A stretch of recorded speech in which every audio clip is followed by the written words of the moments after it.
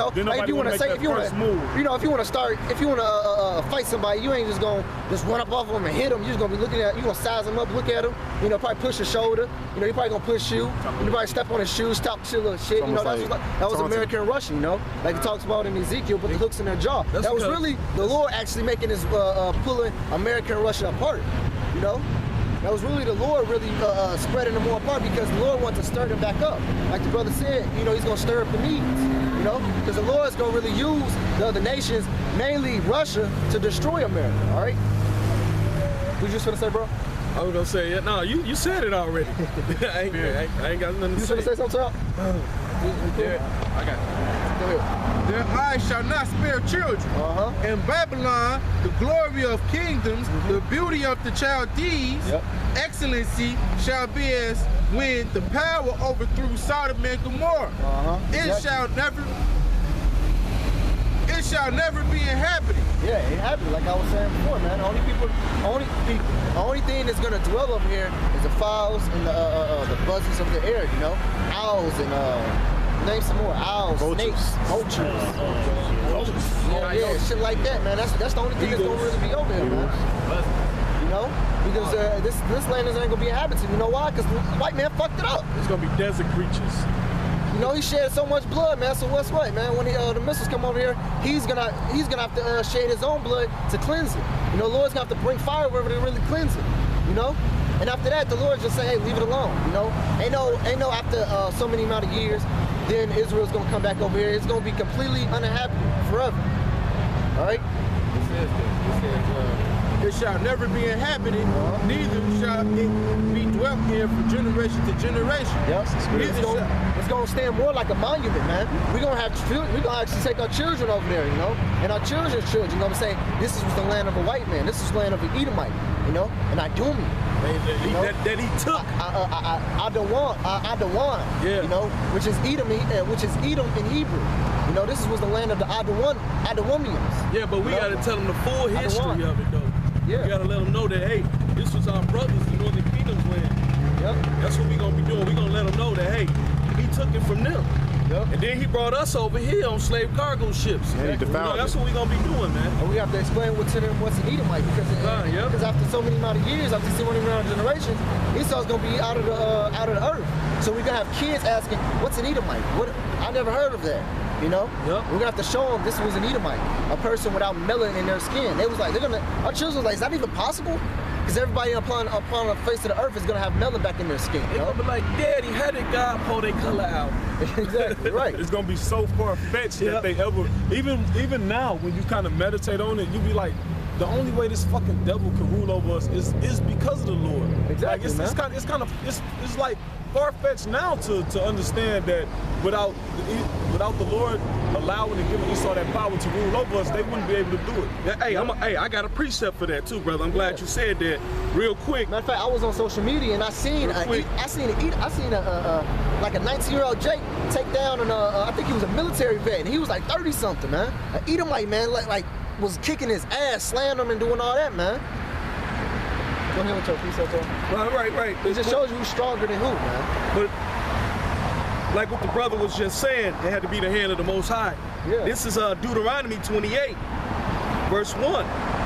He says, and it shall come to pass, if thou shalt hearken diligently unto the voice of the Lord thy power, to observe and to do all his commandments, which I command thee this day, that the Lord thy power will set thee on high above all nations of the earth.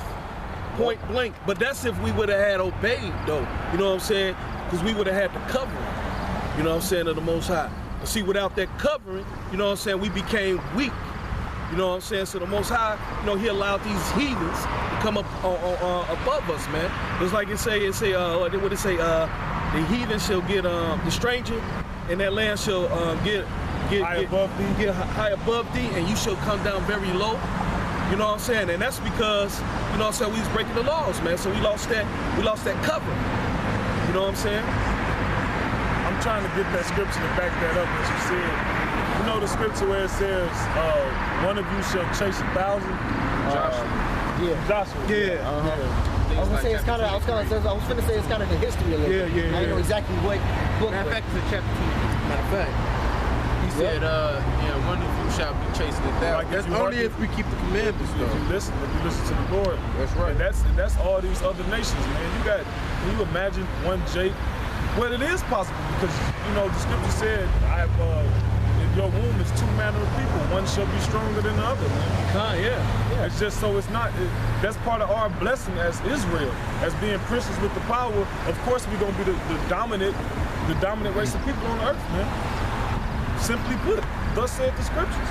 Right, Khan. Well, because we got the DNA, the spiritual DNA, you know what I'm saying, and the physical of the holy, the spiritual, DNA of the Most High, man. That's what made us the top people on the earth, man. The strongest ones.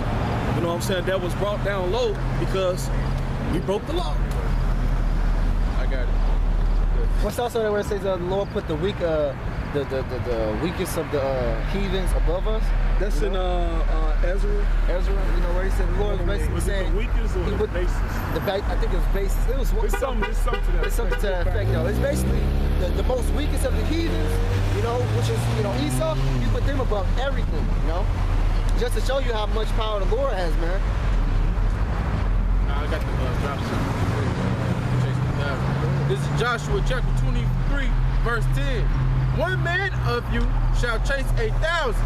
For the Lord your power, he it is that fighteth for you. He has promised. And the Lord is bound by his word too. So, and that's how that's how Saul and King David was killing. Exactly. And that also shows you how the Lacedaemonians, which is the Spartans, were Israelites, man. You had 300 Spartans take down damn near the whole Persian Median Empire, like armies, man. If you watch 300, they just looked like they was taking on what? They're magicians. They're mighty men of war. They had fucking elephants and shit, man. They was taking down literally, man, bro. They was kicking the Persians' ass, man. I got a precept. That just shows you more that movie was about Israel, man. And if you in this, basically, if you read the scriptures and watch that movie, it all links right up, man. And also if you read the book of Maccabees, man, it all links right up. To pure history. That's why the elders always say, you have to learn history. You have to know history before you really get into the scriptures like that, because the scriptures gonna line up right with the history, man. It is a history book. All right. The Maccabees is fearless. Yeah. So that's a land back right off there. Like you had said something, what you said the basis of men was set over not only above us, Israel, because he ruling and oppressing us, but he also ruling the whole world. The whole world, Right. That's what it's for. That's why I say that he turned everything upside down. Yeah. The basis is all the way at the top. You know what I'm saying? And the strongest is all the way at the bottom, man. Yeah. And if you think about it, there's nothing really. If you read these scriptures and know these scriptures and know about Esau's main, law, there's nothing really. There's not every scripture and every law in this book is literally the opposite way. Who got all the jobs and making the money in the household? The woman. Who is? He turned literally everything upside down. Like the brother was saying. This is Romans chapter 9, verse 22. It said, what if the Most High, willing to show his wrath and to make his power known, endured with much long suffering. Just like he did in Egypt, He basically hardened Pharaoh's heart to what? To show his power, Just to show him, look, I'm gonna take down the Pharaoh of Egypt, the king of Egypt, Go ahead. He said, endured with much long suffering the vessels of wrath fitted to destruction. So, the Lord have endured the vessels of wrath fitted for destruction, which is Esau. Esau is the so-called white man, which is all Edomites. So y'all been running, rape, robbing, stealing, pillaging, false treaties for a long period of time.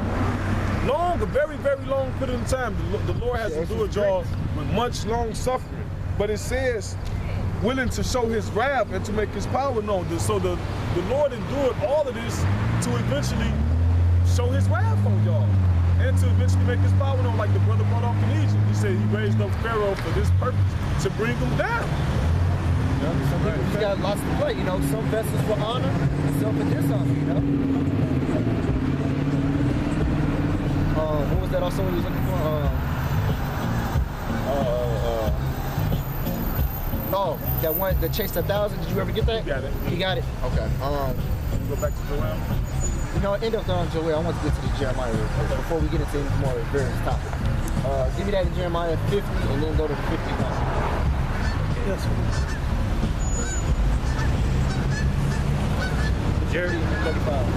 Jeremiah 50:9. For lo, I will raise.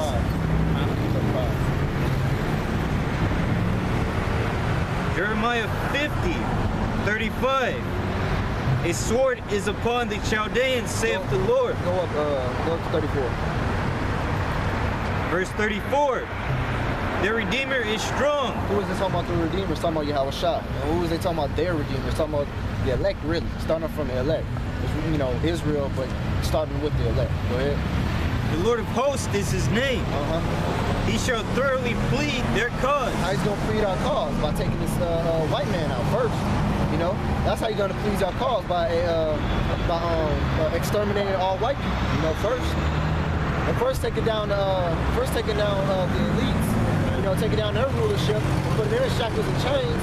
You know, that's when we're gonna be pleading our cause. You know, but first of all, he's gonna do it with the missiles. You know, taking down this society. That's how he's gonna plead our cause. Go ahead. That's why you have the scriptures like Deuteronomy 28 and 68. It says, "Where no man shall buy you." Why? Because Yahweh Shah is the only one that can really save us out of this predicament, man. No, not no man that he used back in the ancient world like Moses, you know, or Joshua, you know. Can I precept you? Go ahead. Can you read that verse over? Go ahead.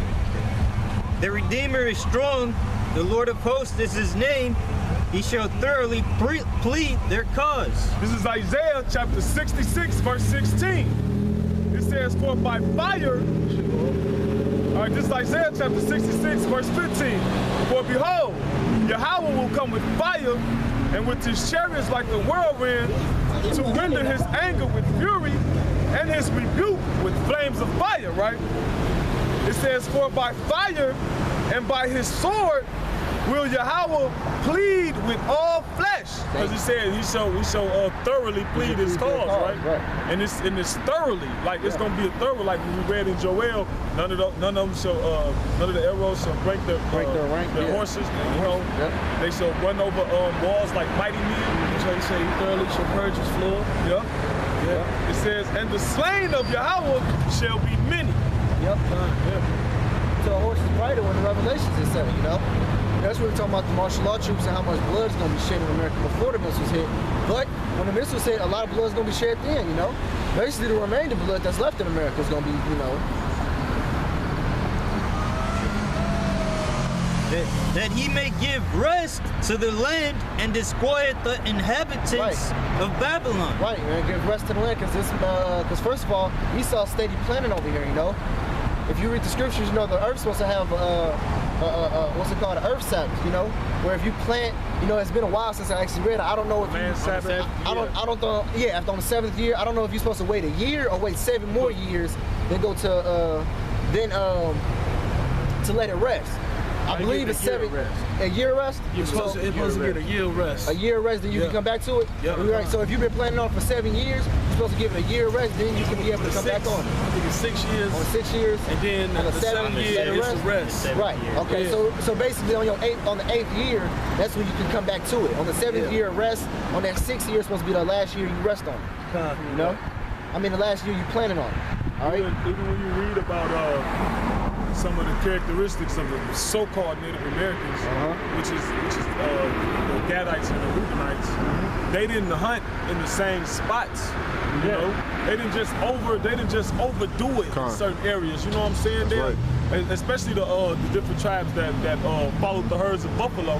So you know, you give the earth time to replenish, to nourish itself. Actually, matter of fact, when Esau came over here, they was actually killing off all the buffaloes and all the animals like what was it, buffalo, cows, horse. They was actually killing off a lot of them, you know, and leaving them.